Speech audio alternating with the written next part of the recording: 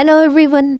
आज की वीडियो में हम डिटेल में डिस्कस करेंगे गवर्नमेंट ऑफ इंडियन एक्ट 1919, इसे मोंटेगू क्लेम्सफोर्ड रिफॉर्म भी कहते हैं। आज जो हम चीज़ डिस्कस करेंगे वो है बैकग्राउंड, रिफॉर्म्स इन इंडिया और सेंट्रल लेजिस्लेटिव और प्रोविंशियल लेजिस्लेटिव में कौन कौन सी न्यू रिफॉर्म्स ऐड की गई और एंड करेंगे कुछ डिटेल नोट्स में। चलिए स्टार्ट करते हैं गवर्नमेंट ऑफ इंडियन एक्ट 1919 को। और अगर हम बैकग्राउंड को देखें तो बैकग्राउंड में 3 चीज़ें आ जाती हैं। पहली वर्ल्ड वॉर 1 जो स्टार्ट हुई थी 1914 में, जिसके चलते हुए इंडियंस ने खूब सपोर्ट किया ब्रिटेन को। और अगर हम दूसरी पॉइंट को देखें तो दूसरी पॉइंट में अप्रैल 1916 में home rule league movement start हो चुकी थी। होम रूल लीग मूवमेंट के चलते हुए ये कहा गया कि इंडिया में सेल्फ गवर्नमेंट बनाई जाए। और अगर हम तीसरी पॉइंट को देखें तो तीसरी पॉइंट में लखनऊ पैक्ट साइन हुआ था दिसंबर 1916 में, जहां पे ये कहा गया कि इंडियंस की ज़्यादा से ज़्यादा पार्टिसिपेशन हो ब्रिटिश गवर्नमेंट में। इन सब के चलते हुए 1917 में new secretary of state Montagu ने एक डिक्लेरेशन दिया जिसको अगस्त डिक्लेरेशन या मोंटेगू डिक्लेरेशन भी कहा जाता है। इस डिक्लेरेशन में ये कहा गया कि एक रिस्पॉन्सिबल गवर्नमेंट बनाई जाए इंडिया में। नवंबर 1917 में न्यू रिपोर्ट के पब्लिश करने से पहले दोनों members viceroy of India lord Chelmsford और new secretary of state Edwin Montagu ने पूरे इंडिया का जायजा लिया कि क्या कुछ हो रहा है इंडिया में।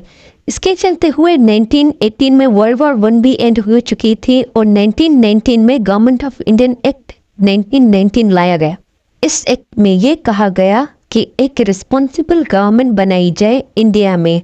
इसका मतलब ये है कि इंडिया में इंडियन लोग अपने रिप्रेजेंटेटिव खुद चुन सकते हैं थ्रू द इलेक्टोरेट सिस्टम। और लखनऊ पैक्ट में भी ये कहा गया था कि ज़्यादा से ज़्यादा इंडियंस को अलाउ किया जाए ब्रिटिश गवर्नमेंट में। तो इन सब के चलते हुए सेंट्रल लेजिस्लेटिव और प्रोविंशियल लेजिस्लेटिव में भी कुछ रिफॉर्म्स ऐड की गई। चलिए देखते हैं वो रिफॉर्म्स। सेंट्रल लेजिस्लेटिव में वाइसरॉय की एग्जीक्यूटिव काउंसिल में पहले कोई भी एक इंडियन को अलाउ था कि वो वाइसरॉय के एग्जीक्यूटिव काउंसिल का पार्ट बन सकता है। जो फर्स्ट इंडियन थे उनका नाम है Satyendra Sinha.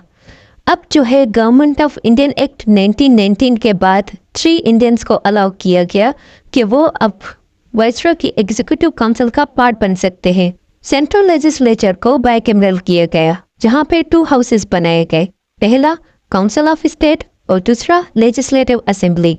Council of state को अपर हाउस कहा गया और लेजिस्लेटिव असेंबली को लोअर हाउस।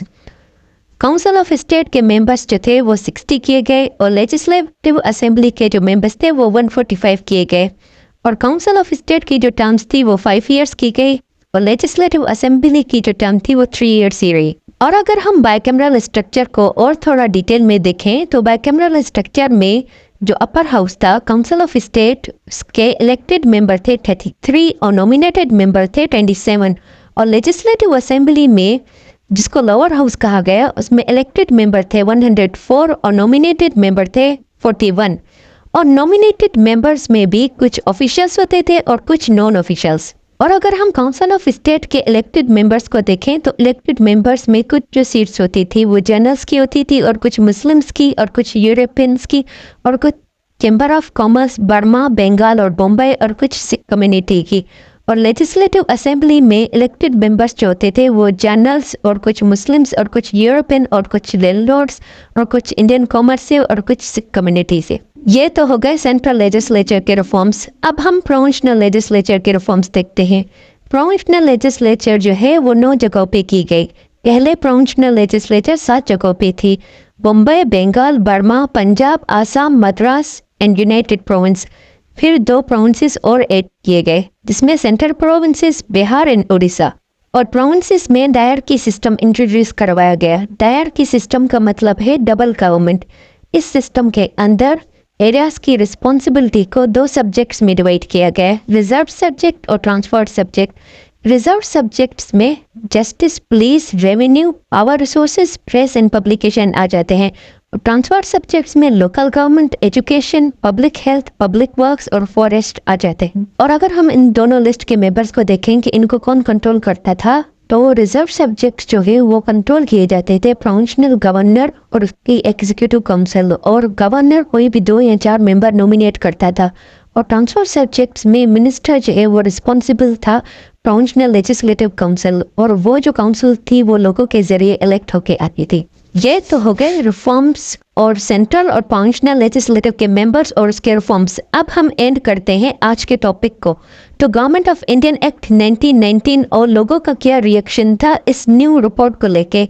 तो मोंटेगू चेम्सफोर्ड रिफॉर्म, जिसको गवर्नमेंट ऑफ इंडियन एक्ट 1919 भी कहते हैं, तो ब्रिटिश को ये लगा कि लोग जो हैं इस न्यू रिपोर्ट को वेलकम करेंगे और ये जो एक्ट है ग्रेटफुल साबित रहेगा इंडियन पॉपुलेशन के लिए। मैंने पहले ही आपको टॉपिक के स्टार्ट में बताया था कि इंडियन लोगों ने हर तरह से सपोर्ट किया था वर्ल्ड वॉर 1 में ब्रिटेन को, और इंडियन लोग ये एक्सपेक्ट कर रहे थे कि जैसे ही वर्ल्ड वॉर 1 एंड हो जाएगी तो उनकी सारी डिमांड्स को एक्सेप्ट किया जाएगा। तो वर्ल्ड वॉर 1 जैसे ही एंड हुई, लोग काफ़ी ज़्यादा डिसअपॉइंटेड हुए, क्योंकि लोग जो थे वो सेल्फ गवर्नमेंट चाहते थे इंडिया में। और न्यू गवर्नमेंट ऑफ स्ट्रक्चर आने के बाद ये कहा गया कि एक रिस्पॉन्सिबल गवर्नमेंट बनाई जाएगी इंडिया में, तो उससे लोग काफ़ी ज़्यादा नाखुश थे। और कांग्रेस का एक स्पेशल सेशन हुआ अगस्त 1918 में। ये जो सेशन था ये गवर्नमेंट ऑफ इंडियन एक्ट 1919 को लेके था, जहाँ पे कांग्रेस ने ये कहा कि हम इस रिफॉर्म से काफ़ी ज़्यादा नाउमीद हुए हैं। और जो मॉडरेट्स थे वो न्यू गवर्नमेंट ऑफ स्ट्रक्चर को काफ़ी ज़्यादा सपोर्ट कर रहे थे। आई होप आज की वीडियो आपको पसंद आई होगी। अगर पसंद आई है तो प्लीज़ लाइक शेयर सब्सक्राइब कर दें, और आप कमेंट करके अपना व्यू भी बता सकते हैं। Thank you.